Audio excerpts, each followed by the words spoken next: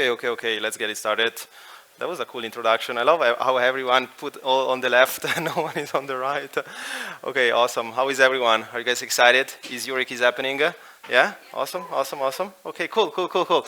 So let's get it started. I have only 20 minutes. I literally scrapped different slides from different things, but kind of like what I want to speak about today is, building communities is art. Building resilient communities even harder, and I think like what we need to think about is like we're building. For the past probably decade I've been building like developer communities, and actually like building sustainable programs, sustainable frameworks is even harder, right? So I just want to kind of like touch a little bit on how kind of like my lesson learned, my experience, what I build. I build also different frameworks. I don't know how many of you guys heard about DevRels, developer relations. How many of you guys are even DevRels? How many developers do we have in the room? Okay. So I fine-tune what I'm saying right now. But long story short is that I've been building frameworks for the past like year and a half, because every time that we speak about developer activation, we're speaking about different things. And basically I applied all this knowledge, building like what we call like MetaMask snaps. I don't know how many of you guys install a snap today. Yeah, right, like in general, yes. So right now Snaps is kind of flourishing. There are much more builders. There is much more things happening. And that's kind of like what I want to talk about. I want to touch a little bit on Snap. I want to give you a little bit like two frameworks. I build a full report, paper, and whatever. I just want to show you like the most important TLDR, so that after 20 minutes you don't need to read anything else. And also like I want to kind of like define what kind of like DevRel is for me, what should doing, what should not doing. So normally like this talk is all about kind of could be developers hearing that, could be DevRels, fellow DevRels, or even any person out there that want to just learn more about how we can build sustainable and resilient community. And then I finish up about Builder Night. I don't know if you guys heard or being in some Builder Nights, but I've been running like 25 Builder Nights in the past like 2 years, so with consensus and general companies. And I think like the cool things about Builder Night is that they really became a movement. They're very agnostic, they're no chili, and I just want to kind of like give you an idea about what this is all about. So that's me in one of the past ETH Denver. I actually try to be literally, like physically a Buffycorn. I don't know if you guys been in ETH Denver, but it's actually a cool cyberpunk, how do you say, psychology, and a lot of kind of like developers in the room. So yeah, I've been at MetaMask for 4 years, running developer activation for the past decade. I study here in ETH, so this is kind of like almost my hometown. I'm super happy to actually have this every year. And yeah, I've been running hackathons probably since like 2010 with a company called AngelHack. So we were organizing 4 hackathons per weekend per continent, just to try and give you like a perspective how many hackathons were organized. And the crazy thing was we were running this with 25 people in the team. So we ran almost like 1,000 hackathons in a year. It was actually quite crazy. The way that we did it, we actually make flourishing like ambassadors. We had like an ambassador network. So kind of like building resilient community was always on top of my mind, and building frameworks around building communities was on top of my mind, because then people can actually take it and kind of like give it away. So quick intro around snaps.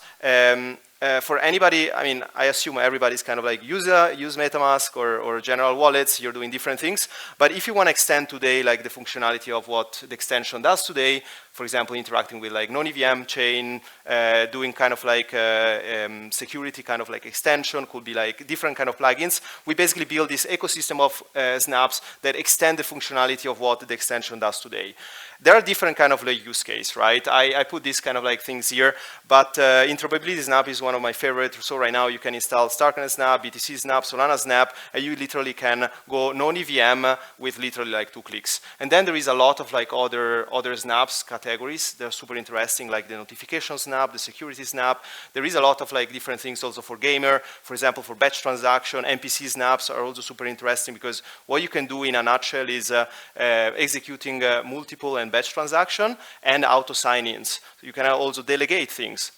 We have something called Delegation Toolkit. So it's part of the MetaMask SDK today. And what Delegation Toolkit does is basically delegate ownership and rights to do things. So there is a lot of people right now working on Delegation Toolkit. If you're interested to work on, just let me know, because we have we need to give out the key, but the docs are fully public right now.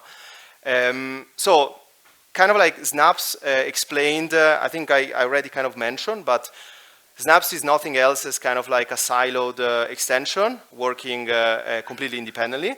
And the cool thing is about Snaps is that you need to actually give permission to do literally anything. So it's not like that's like a normal plugin in Chrome that has completely access to specific things. So what Snaps are doing, they're completely siloed, having their own package. And what you can do, and this is an example, this is Wallet Guard. It's actually quite interesting Snap because it's giving you permission to do things, but also like double checking on malicious transaction contracts and different things. So this is kind of like the experience when installing like a Snap, and literally every action that you see here is displayed to you, even accessing like access to the internet or accessing super private the SRPs and specific things. So that's actually very interesting. So you, as a user, you're always in control. But the cool, interesting part is that revoking access is also super easy. So you can actually revoke access anytime that you want to any Snap. You can disinstall a Snap, deactivate a Snap, revoke access to the Snap. So the cool thing is that it's fully kind of like self-hosted. Okay, sounds good. So 3 bullet points: snaps are self-custodial, snaps are leaving your wallet, and what you care about, which snaps to install, is important for you. So we are also working on customization of the wallet. So like when, for example, in the future we will have a wallet, I'm a big believer that we will have more personal experiences. So you have a DeFi heavy user, a very security conscious user. So you will have pre-installed Snap directly in your extension, meaning they're kind of like almost like a native experience. So the point of Snaps is building a full permissionless innovation ecosystem where developers in all the community can actually build their own kind of like extension. Everybody's working on their tech stack. Everybody want to be integrating in something like MetaMask, right? But there is not a lot of ecosystem that actually build their own specific kind of permissionless ecosystem where you can build on top of things, right? So that's like kind of like the history behind it. So we had Dan Finley that was in one of, I think, almost like three Denver ago, was like asking how we can actually give Cosmos support, and that's kind of like the idea started, right? Let's build kind of add-ons. I mean, I don't like really calling plugin, but they're basically like add-ons for the extension to basically be supportive. And kind of like the idea started from Cosmos, then was kind of like went into like the BTC ecosystem, and then went through like all the Solana ecosystem. And this is just for the non-EVM compatible Snap, right? This is just one category. So why building? So you kind of know like how the Snaps ecosystem flourish. Right now there is around like 600 Snaps. There is like probably like 2,000-3,000 Snaps being kind of like developed on like you can see on Flask, that the current version. So it's still developer focused. But the lesson learned is that the system is flourishing. But what I want to kind of like take here is why it's extremely important building a fully independent developer ecosystem and building this kind of like permissionless innovation methods, right? So building cool technology is enough. I think like especially during this cycle we are seeing why is not enough, right? You want to build community. You want to build actually like instrument for the community to actually like act and build further by themselves. Then having standard framework is something that is super important. Right now everybody's speaking about how we actually reaching communities, and airdrop is not enough anymore. Like you want to actually have more sustainable and resilient method to actually incentivize the community on better terms, right?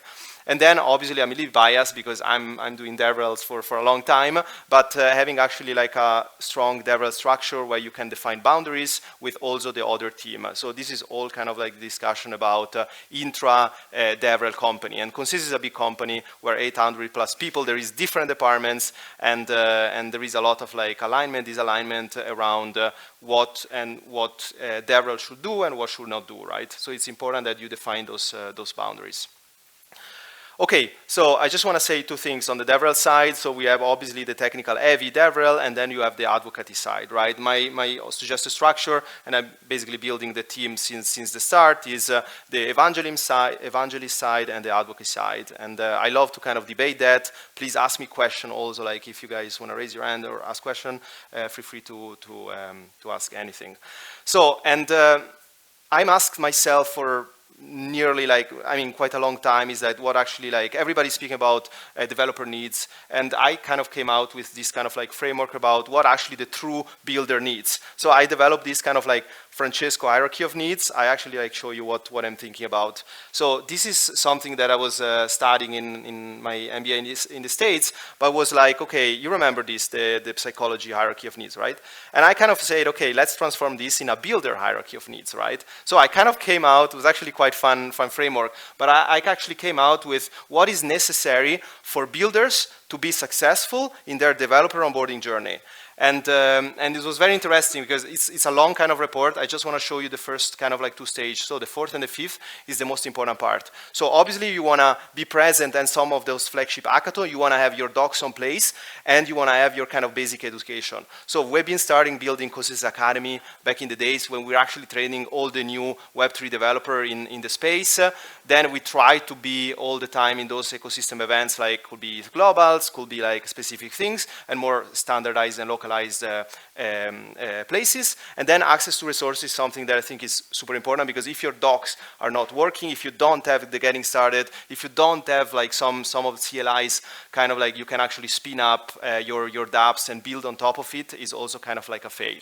And then important, this is an important part, like the second main part is that how you can actually build a safe ecosystem where developer feel safe in some kind of like environment. They can ask questions, they can do things.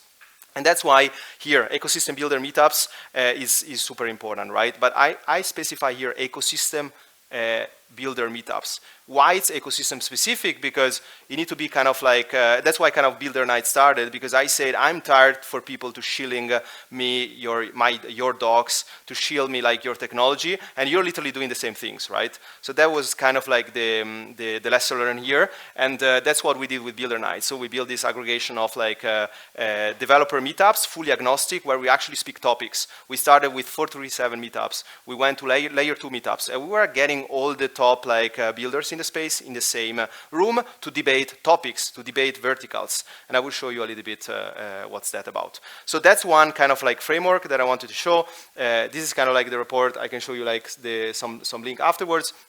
But I just want to actually also like mention Web 2 marketing is very different, how you kind of want to reach out to like Web3 communities, and how you want to onboard kind of like general users to the kind of Web3 audience.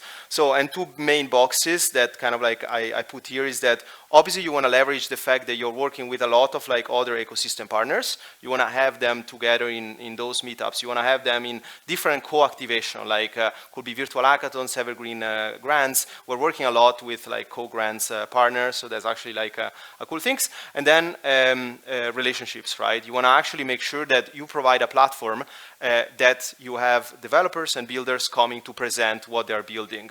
And this example, we learned a lot from those MetaMask community builder nights and MetaMask community calls.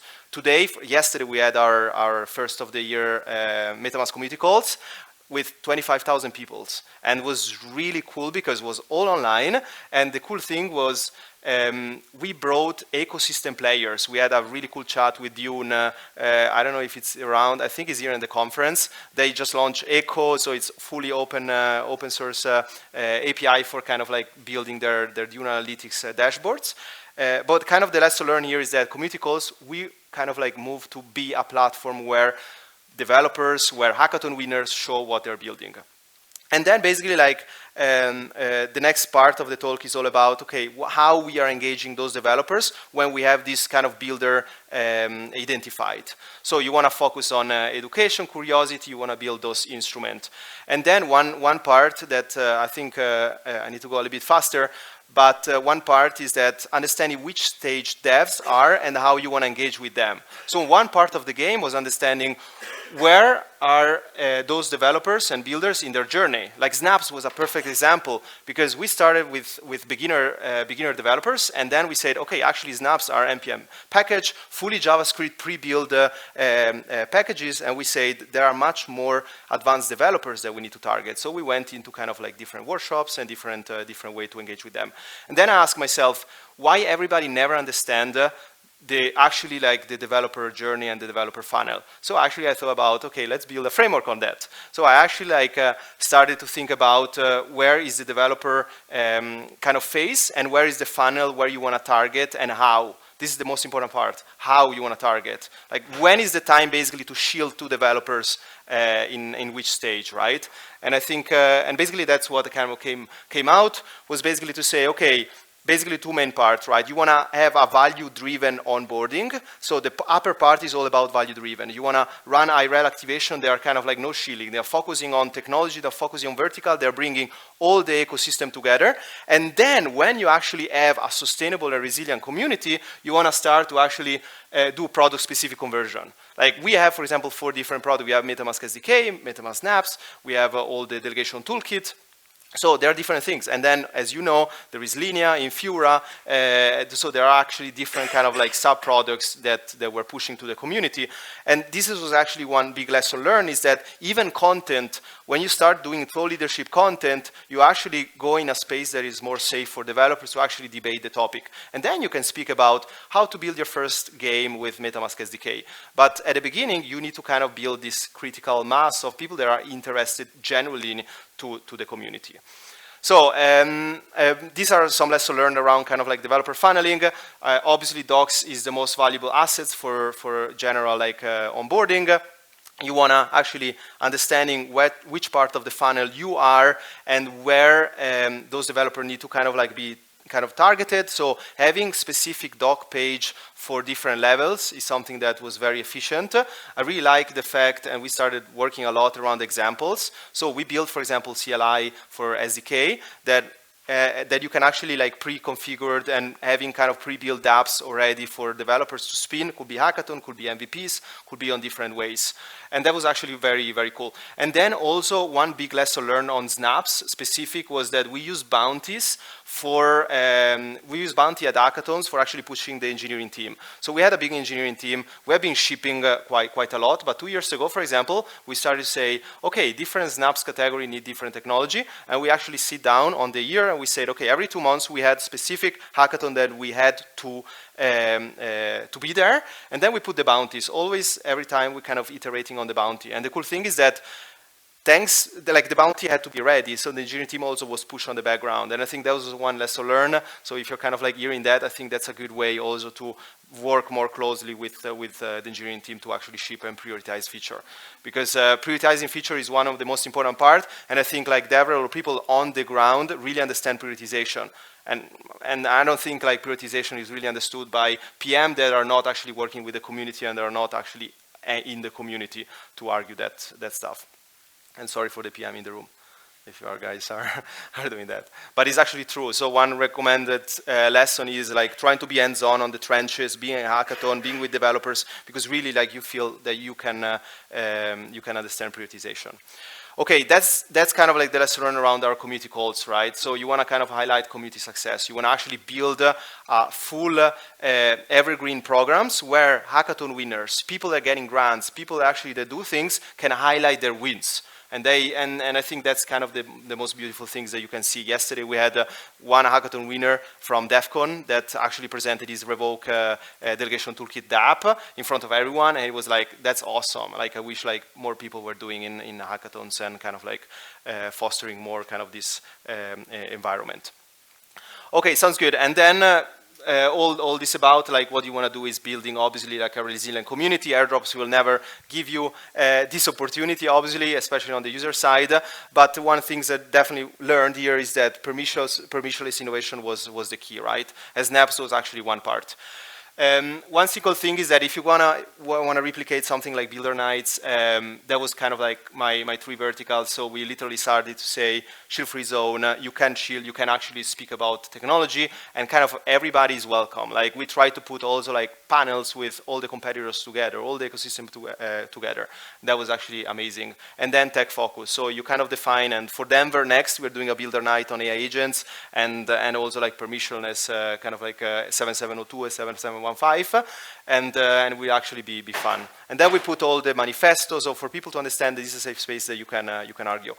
And the reaction was immense. Like we run these 25 builder nights around the globe, and you see like super random people tweeting out. I actually finally spoke about the specific topics. So there is a lot of things.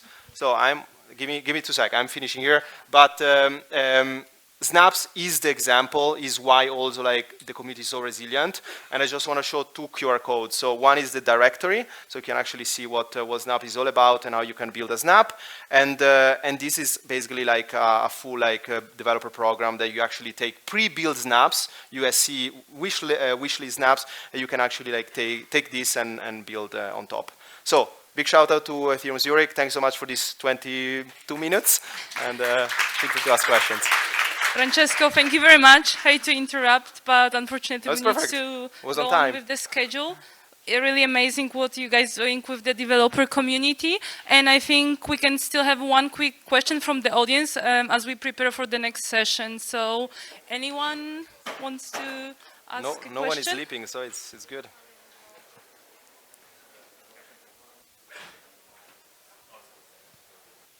Looks we're good. Yeah, you covered everything. Thank you very much. Thanks,